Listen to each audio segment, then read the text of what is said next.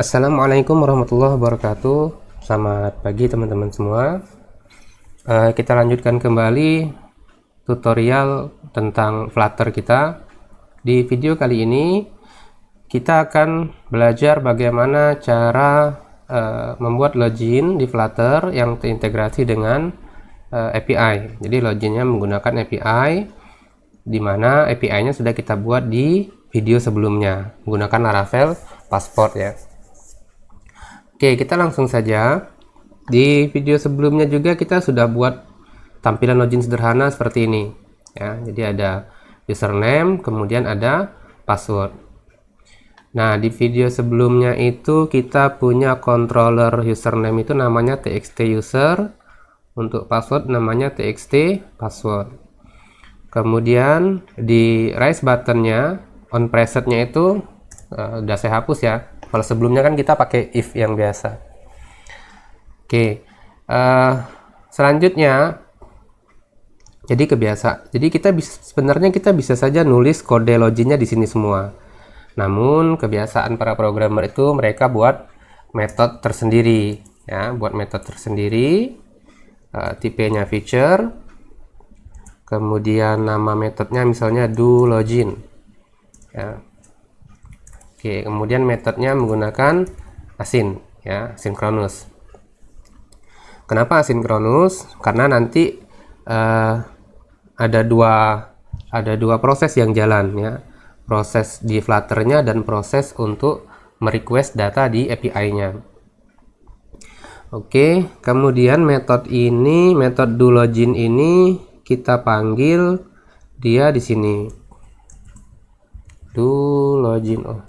Oke, boleh pakai this ya, this do login ya, seperti ini.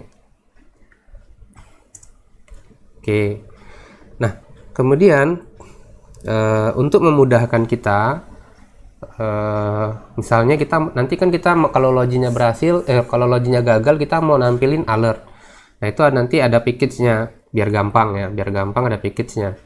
Maka kita akan install package yang kita butuhkan. Ada 3 package yang kita butuhkan. Yang pertama Flutter alert. Ini ya, ini. Oke, ini Flutter alert. Ini kita mau tampilin alert seperti ini. Ini kita install dulu. Cara installnya gampang, tinggal copy. Kemudian di Flutter kita buka file namanya pubspec.yaml. Ini pubspec.yaml. Dia ada di main folder ya, rootnya. Di bawah dependencies-nya kita paste. Oke, ini dependencies pertama atau package pertama. Kemudian kita cari lagi namanya progress dialog. Progress dialog banyak sekali ya. Kita cari HTTP aja dulu, HTTP ini. Kita juga akan install nih ya package HTTP, simpan. Jadi pada saat simpan itu dia otomatis get ya, ngambil. Kemudian progress dialognya kok enggak ada. Oh ini ya, progress dialog, progress_dialog. Nah ini loading seperti ini. Jadi biasanya kan kalau kita klik tombol login, kemudian nanti ada loading dulu, baru kemudian ada hasilnya. Oke, ini juga kita install. Cara installnya harusnya tinggal copy ya, copy, paste, kemudian simpan. Pada saat simpan nanti dia akan get otomatis. Oke, sampai sini sudah selesai. Kita tutup saja filenya. Nah, baru kemudian di sini kita buat if ya. Jadi kita mau validasi dulu. Sebelum kita ngecek ke API, kita mau memvalidasi terlebih dahulu.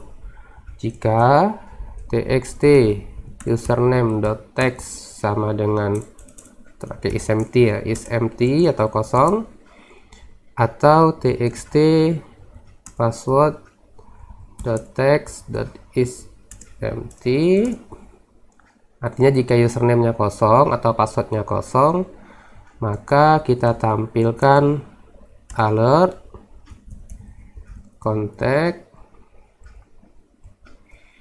kemudian titelnya data tidak benar .show, kemudian kita return. Ini bisa kasih tipe ya, titel saya kasih tipe alert tipe .error. Oke, kita simpan. Waalaikumsalam. Kemudian kita jalankan. Nah, nanti kita coba nih, ini kosong. Kita klik tombol login, maka muncul tulisan data tidak benar. Ya, ini tulisan di tombolnya nanti bisa di custom ya, sesuai kebutuhan. Oke, berikutnya setelah kita validasi, berikutnya yang kita lakukan adalah kita mengimpor package HTTP ya.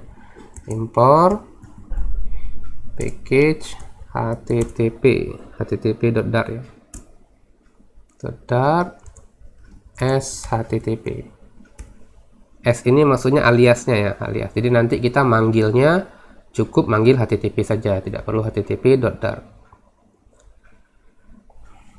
Nah, untuk menggunakan HTTP ini kita harus tahu dulu nih API kita ini URL-nya apa, kemudian data yang dikirim itu fieldnya apa saja. Nah, ini kan kalau kita lihat video sebelumnya, kita udah pernah coba di Postman, tapi di localhost. Nah, kalau di video kali ini API-nya sudah saya letakkan di domain public, silakan diakses. Nama domainnya itu Flutter, nama domain ini login ya, login. Ini ya demo, ini tidak kelihatan ya, demo API Unama. Nanti saya tulis di deskripsi video. Jadi ini URL-nya, kemudian data yang dikirim itu email dan password ya, dikirim. Kita coba send. Oke, ini kalau berhasil maka responnya seperti ini. Nah, responnya seperti ini. Kalau gagal maka responnya seperti ini. Nih ya, ini perhatikan juga statusnya. Kode statusnya kalau gagal itu 401, kalau berhasil itu kodenya 200.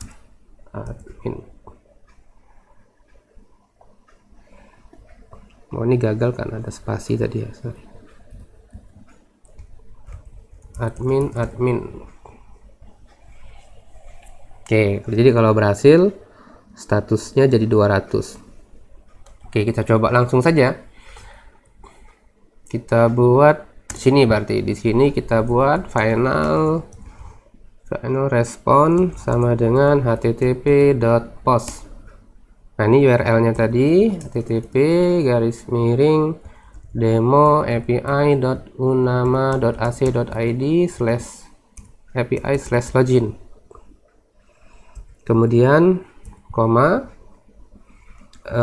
kita ada parameter body-nya itu ini, body itu data yang dikirim ya. Jadi ini URL-nya, ini data yang dikirim. Data yang dikirim adalah email.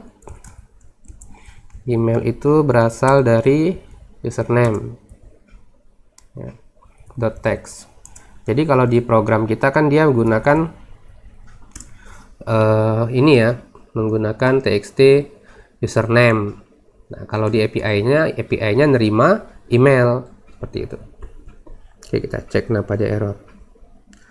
Only static member can access initial dan implicit reference.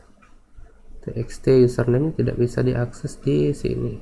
Oh, kalau mau sih sebenarnya bisa seperti ini. String username sama dengan TXT username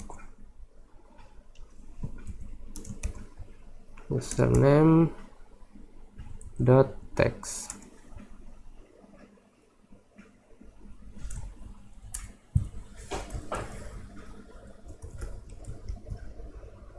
Oke, Oke, kita cek dulu ini kenapa dia error ya. Only static member can be access, yang bisa mengakses initialize-nya. Oh, ini array maksudnya, ada lupa saya.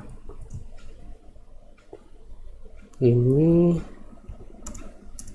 seperti ini ya, yaitu dalam bentuk array. Nanti yang keduanya juga array,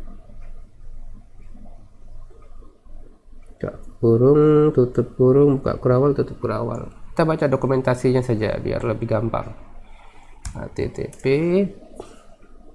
ini tadi, ini yang kita install tadi. Kita lihat bagaimana dia ngirim data di bodinya. Ini post, bener ya, name, langsung name. Oke, titik koma. Oh, saya lupa ini. Gini, jadi kita harus menambahkan await.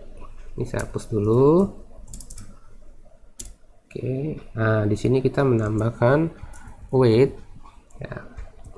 Kenapa kita menambahkan await? Karena kita menggunakan asin, dan ini letaknya juga salah, harusnya di dalam sini.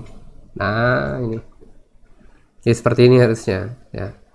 Jadi kita menggunakan await. Kenapa await? Karena kan ini kan ada proses lainnya, ada proses lain. Nah, yang terjadi di backgroundnya. Baru kita tambahkan tag bodinya. Tag bodinya baru email, txt username .text, udah string ya harusnya. Kemudian password txt password .text. Oke, kemudian kita tambahkan di Laravel itu ada yang namanya headers.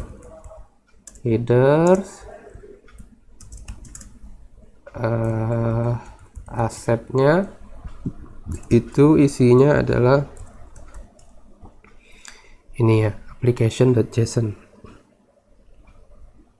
Nih, application/json. Oke, seperti ini. Kalau nggak pakai header juga nggak apa ya.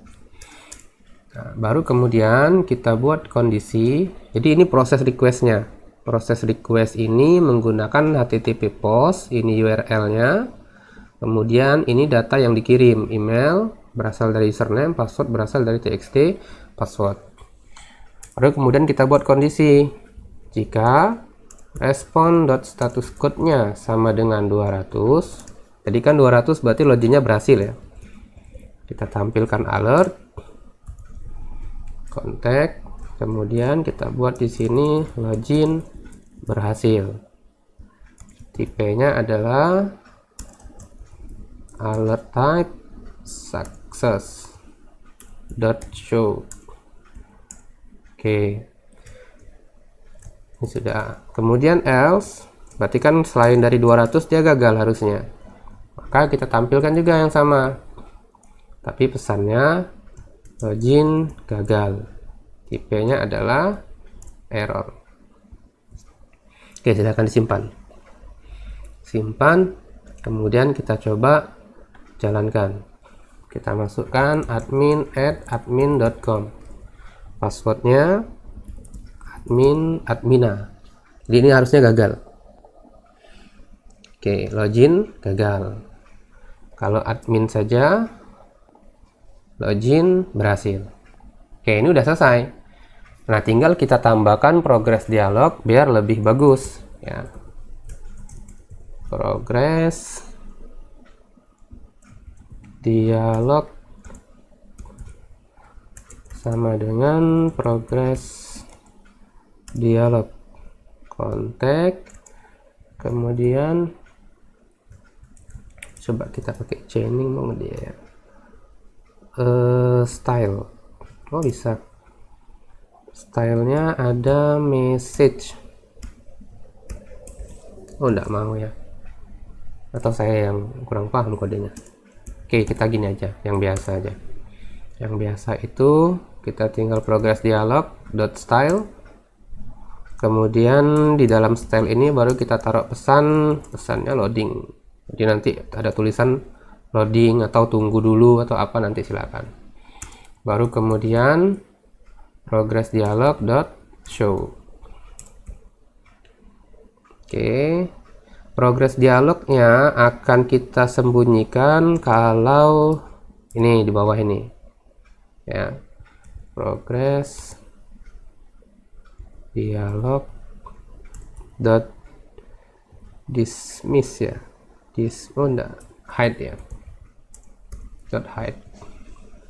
Oke, jadi seperti ini progress dialognya muncul di awal setelah proses await itu kan berarti dia ngecek ke API, kemudian dia dapat respon, progress dialognya di hide, baru dicek responnya itu 200.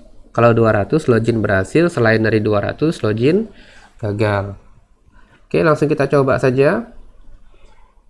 Saya klik login, nah itu kan ada progress dialognya, login berhasil. Kalau pas usernya kita buat salah, muncul login gagal. Oke, sampai sini kita udah selesai. Ini buat login di Flutter itu terbilang cukup gampang ya, cukup gampang. Kita akan lanjut lagi nanti di video berikutnya, yaitu bagaimana kalau dia berhasil login, nanti dia akan kita redirect ke halaman home-nya atau halaman lainnya, halaman home atau beranda lah kalau kita biasanya di web. Nah, itu nanti akan kita buat di video berikutnya, yang akan kita buat di video berikutnya. Kemudian ini kan ada token ya, kalau kita lihat di Post Manager itu kan ada token. Nah, token ini juga nantinya akan kita simpan menggunakan serve reference ya. Nanti kita simpan menggunakan serve reference.